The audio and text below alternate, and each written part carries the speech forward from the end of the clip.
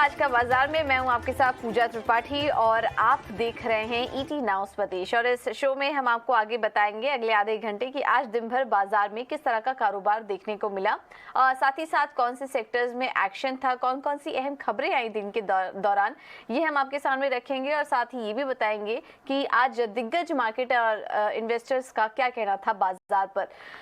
लेकिन सबसे पहले बात करते हैं मार्केट की। और आज हमने देखा कि निफ्टी में शानदार तेजी देखने को मिली और नए शिखर पर आज लेवल्स देखे गए निफ्टी के।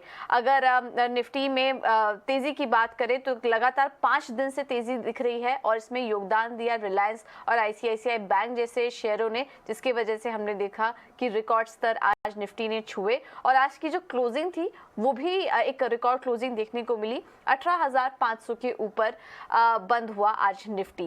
अब आपको पहले से आज के टॉप गेनर और लूजर कौन से थे ये पहले आपके सामने रख देते हैं। आज हमने देखा कि ऑयल एंड गैस शेयरों से काफी अच्छा सपोर्ट दिखा। बीपीसीएल, रिलायंस जैसे दिग्गज कंपनियों के सपोर्ट के चलते आज निफ्टी में तेजी थी। इसके अलावा हीरो मोटो, टाटा कंज्यूमर और एसबीआई लाइफ जैसे स्टॉक्स भी आज के निफ्टी के टॉप गेनर थे। निफ्टी में गिरने वाले शेयरों पर नजर डालें तो मेटल शेयरों में आज थोड़ी कमजोरी देखने को मिली। हिंडाल्को 2% नीचे था। इसके अलावा अपोलो हॉस्पिटल, टाटा स्टील और भारती एयरटेल भी करीब 1.25 से 1.5% की कमजोरी के साथ आज दिन भर कारोबार करते हुए नजर आए। अगर इंडेक्स स्पेसिफिक एक्शन देखेंगे तो तेजी वाले सेक्टर्स में अगर ध्यान दें तो आज एनर्जी और ऑयल एंड गैस से काफी अच्छा सपोर्ट मिला। इसके अलावा इंफ्रा और ऑटो इंडेक्स में भी काफी अच्छी तेजी देखने को मिली। वही कमजोरी थी मेटल, कंज्यूमर ड्यूरेबल और पावर शेयरों में। आज हमने देखा कि कमजोरी के साथ आज कारोबार करते हुए नजर आए। एक बार आपको बता देते कि मिड कैप में क्या हाल थे। और इसमें आज देखिए श्रीराम सिटी यूनियन का स्टॉक हमने देखा कि जेके टायर यहां पर आज करीब 12% की तेजी थी। Tanla solutions, RVNL, MMTC, Apollo tyres जैसे स्टॉक आज मजबूती के साथ कारोबार कर रहे थे। वहीं गिरने वाले शेयरों में dish TV, future retail, VST industries, Jindal steel जैसे स्टॉक्स में आज मिड कैप स्पेस में कमजोरी देखने को मिली है। खबरों वाले शेयर्स की अगर बात करें तो आज क्लियरली हमने देखा कि ऑयल मार्केटिंग शेयरों में शानदार तेजी थी। आईओसी, बीपीसीएल, एचपीसीएल जैसे स्टॉक्स 4 से 6% का उछाल यहां पर देखने को मिला। मॉर्गन स्टैनली के अपग्रेड के बाद हमने देखा कि रिलायंस में आज अच्छी तेजी थी। इसके अलावा आज हीरो मोटो कॉर्प में भी शानदार तेजी देखने को मिली। ये स्टॉक भी आज खबरों में था और खबर निकल कर आ रही है कि 1 दिसंबर से कंपनी अपने गाड़ियों के दाम करीब 1500 रुपए बढ़ाएगी। टायर स्टॉक्स में भी हमने देखा क्रूड में जो गिरावट आ रही है उसका फायदा यहाँ पर टायर शेयरों में लगातार मिल रहा है। लगातार एक तेजी बनी हुई है, 5 से 10% की तेजी आज यहाँ पर भी देखने को मिली। तो ओवरऑल आज तेजी का ही माहौल था। और आज हमने देखा कि निफ्टी और सेंसेक्स दोनों ही आज रिकॉर्ड स्तर पर आज हमें देखने को मिले। तो चलिए ये तो बात हुई बाजार की। लेकिन अब आगे बढ़ते हैं और एक बार देख लेते हैं कि कल के बाजार में अहम ट्रिगर्स कौन कौन से होंगे। और ये बताने के लिए हमारे साथ वामाक्षी जुड़ चुकी हैं। वामाक्षी, गुड आफ्टरनून, बताइए। जी बिल्कुल, शुरुआत करते हैं कुछ कॉर्पोरेट एक्शन के साथ। शुरुआत करेंगे एसबीआई से। ये स्टॉक फोकस में रहेगा। एग्जीक्यूटिव कमेटी की बैठक होने वाली है। वो फंड रेजिंग कंसिडर करने वाले हैं। इंफ्रास्ट्रक्चर बॉन्ड्स के द्वारा करीब 10,000 करोड़ जुटाने की योजना कर रहे हैं। इसके अलावा अगर हम देखें तो आरसीएफ भी फोकस में रहेगा। ये स्टॉक की बोर्ड की बैठक होगी, वो इंटरिम डिविडेंड पर निर्णय लेंगे। और आखिर में वेदांता भी हमारे रेडार पर रहेगा। कंपनी एक्स डिविडेंड होने वाली है कल और इसी के चलते ये स्टॉक भी फोकस में रहेगा। खैर, ये तो हो गया टॉप कॉर्पोरेट एक्शन। मगर बात करते हैं कुछ स्पेसिफिक इवेंट्स की जो आपके रेडार पर ज़रूर होने चाहिए। ईसीबी की Christine Lagarde committee on economic और मॉनेटरी अफेयर्स को एड्रेस करेंगे आज आफ्टर मार्केट आवर्स। इसके अलावा भारत और ईयू की जो एफटीए टॉक्स है, तीसरा राउंड है उसका, वो भी आज होगा। इसके अलावा अगर हम देखें तो आखिर में नाटो की फॉरेन मिनिस्टर्स की बैठक है, 2 दिन की बैठक है, ये रोमानिया में होगी और ये कल से शुरुआत होगी इसकी। तो ये थे सारे क्यूज़ और इवेंट्स जो आपके रेडार पर होने चाहिए कल के ट्रेडिंग सेशन के लिए। बिल्कुल, बहुत बहुत शुक्रिया वामाक्षी ये सारी जानकारी देने के लिए। चलिए अब आगे बढ़ते हैं और इस मार्केट में दिग्गज एक्सपर्ट्स का क्या व्यू बन रहा है कि करके आपको ये भी दिखाते हैं। और कोटक एएमसी के सीआईओ हर्ष उपाध्याय ने हमसे खास बातचीत में कहा कि क्रूड की कीमतों में कमी बाजार के लिए पॉजिटिव है, लेकिन भारतीय बाजार के वैल्यूएशन को लेकर थोड़ी चिंता बनी हुई है। ऐसे में सीमेंट और केमिकल सेक्टर में निवेश की वो सलाह दे रहे हैं। आइए आपको सुनवा देते हैं उन्होंने और क्या कहा। जो इन्फ्लेशन का एक माहौल था जहाँ पे सब लोगों का कंसर्न्स था वो शायद धीरे धीरे खत्म हो रहा है। लेकिन ये जरूर है कि इंडियन मार्केट्स, अगर आप इमर्जिंग मार्केट्स के हिसाब से तुलना करते हैं या ग्लोबल मार्केट्स के हिसाब से तुलना करते हैं, तो वैल्यूएशंस अभी भी महंगे हैं और काफी महंगे, तो वो एक रिस्क अभी भी है। लेकिन ये जरूर है कि अगर क्रूड ऑयल जो आज एक ईयरली लो की ओर बढ़ रहा है, अगर वहीं पे जाता है या लोअर लेवल पे सस्टेन करता है, तो प्रॉफिट मार्जिन जो एक तरह से पिछले एक दो क्वार्टर्स में जो डेफिनेट कंसर्न बना रहा है, वो शायद नहीं रहेगा, और उस हिसाब से मेरे ख्याल से इक्विटीज के लिए एक पॉजिटिव माहौल रहेगा।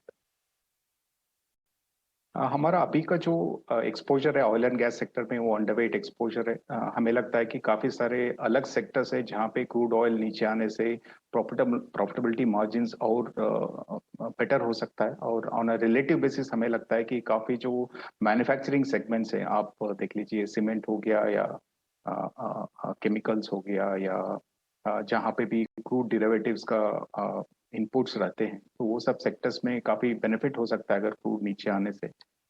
तो उस हिसाब से हमें लगता है कि ऑयल एंड गैस सेक्टर से काफी सारे दूसरे जो मैन्युफैक्चरिंग सेक्टर्स हैं, वहाँ पे प्रॉफिटेबिलिटी मार्जिन्स बढ़ सकते हैं और काफी सस्टेनेबल भी रख सकते हैं, तो वहाँ पे हमारा व्यू ओवरवेट।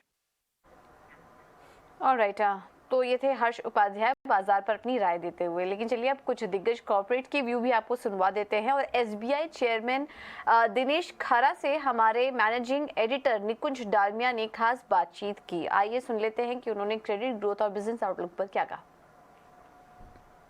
कमाल के नंबर आए साहब, 600 रुपया स्टॉक प्राइस हो चुका है। आपने जो भी कमिटमेंट दी थी मार्केट को और एनालिस्ट को, आरओई को लेकर के, क्रेडिट ग्रोथ को लेकर के, आपने सारे टारगेट्स करीब 1.5 से 2 साल पहले अचीव कर लिए। मैं ये कहना चाहूँगा कि हमारी कोशिश हमेशा से ही ये रही थी कि हम अपने सभी स्टेक होल्डर्स के लिए अधिक से अधिक वैल्यू क्रिएट करें, और इसी उद्देश्य से जब हमने काम की तरफ ध्यान दिया तो हमने ये पाया कि जहाँ कहीं संभव था, जो कुछ इम्प्रूव करने की ज़रूरत थी, उन सबको समय से इम्प्रूव किया गया, और उसका नतीजा ये है कि आज हमारे रिजल्ट्स जो हैं काफ़ी अच्छे हैं। इनका कारण क्रेडिट क्वालिटी काफ़ी अच्छी है, और साथ ही साथ जो है फॉलोअप के ऊपर पूरा ध्यान है, जिससे कि जो है जो कोई भी क्रेडिट जो है वो ड्रिफ्ट ना करे। और इनकम में जहाँ तक संभव है, हम सभी चैनल्स के थ्रू अपने इनकम को इम्प्रूव करने की कोशिश कर रहे हैं। जब हम इनकम इम्प्रूव कर रहे हैं तो हमारा एक ही ध्येय है कि हम अपने ग्राहकों के लिए अधिक सेवाएं उपलब्ध करवाएं, जिससे कि हमारी इनकम और इम्प्रूव करे। और जहाँ तक ब्याज दरों का सवाल है, मेरा ये मानना है कि अभी हमारी जो लोन बुक है वो तकरीबन 74% तक वो लोन बुक जो है लिंकअप हो रखी है विद MCLR और EBLR से। तो जैसे इंटरेस्ट रेट बढ़ रहे हैं तो उसमें EBLR तो इमीडिएटली रीप्राइस हो जाता है, और जो बाकी का जो MCLR से लिंक प्राइसिंग है उसमें थोड़ा सा लैग रहता है। तो अभी हाल फिलहाल में मेरे को लगता है कि इस क्वार्टर में हमें कुछ उसका और अधिक बेनिफिट मिलना चाहिए। डिपॉजिट्स में भी जहाँ पर हमें लगता है कि जहाँ पर डिपॉजिटर मैक्सिमम आते हैं, उसमें भी हम डिपॉजिटर्स को एक बड़ा रीज़नेबल इंटरेस्ट रेट दे रहे हैं। और हमारा सेविंग्स बैंक के प्रोडक्ट में हम बहुत सी और सुविधाएं उपलब्ध करवा रहे हैं, जैसे मल्टी ऑप्शन डिपॉजिट वगैरह, और एक थ्रेशोल्ड के बाद वो टर्म डिपॉजिट में कन्वर्ट होकर अपने ग्राहकों को अधिक ब्याज दर की भी उपलब्ध करवाते हैं उस माध्यम से। ओवरऑल मैं ये कहना चाहूँगा कि क्रेडिट क्वालिटी अच्छी है, इंटरेस्ट रेट्स अच्छे हमें मिल रहे हैं, हमारे मार्जिन्स हमारे अच्छे हैं, और निम हमारा जो अच्छा हुआ है, इस कारण से समय से पहले हम अपने कमिटमेंट को पूरा कर पाए हैं।